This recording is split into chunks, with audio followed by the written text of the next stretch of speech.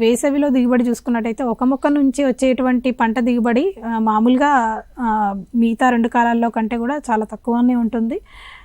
కానీ మంచి యాజమాన్య పద్ధతులు ముఖ్యంగా మనం ఇందాక చెప్పినట్టుగా మనము సాంద్రతని అంటే మొక్కల సాంద్రతని పెంచుకోవాలి.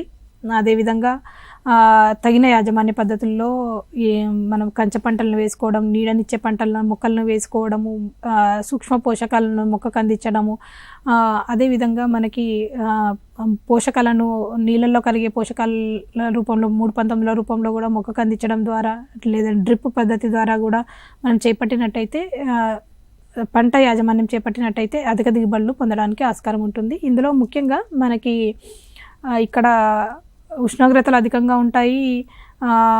అదేవిధంగా మనకు నీటి యాజమాన్యంలో కూడా ఒడిదుడుకులు ఉండడానికి ఆస్కారం ఉంటుంది. కాబట్టి పూత పిందె రాలడానికి ఎక్కువగా స్కోప్ ఉంటుంది అన్నట్టు. అదే దీంతో పాటుగా హార్మోనల్ ఇంబ్యాలెన్స్ అంటారు. మనకి కావాల్సినటువంటి హార్మోన్స్ అందుబాటులో లేనప్పుడు కూడా మనకి పూత పిందె ఇవన్నీ కూడా రాలడం అనేది మనం ఎక్కువగా గమనిస్తూ ఉంటాము. సో మనకి పూత పిందె దశ కంటే ముందుగానే మామూలుగా మనకి లేదంటే పూత వచ్చి రాలిపోతుంది అన్నప్పుడు కూడా మనకి ప్లానోఫిక్స్ అనేది ఒకటి మనకు హార్మోను బయట మనకు అందుబాటులో ఉంటుంది. ఇది 2.5 మిల్లీగ్రాములు మనకు 10 లీటర్ల నీటికి కలుపుకొని, మనకు ఇది మోతాదు అనేది చాలా ఇంపార్టెంట్.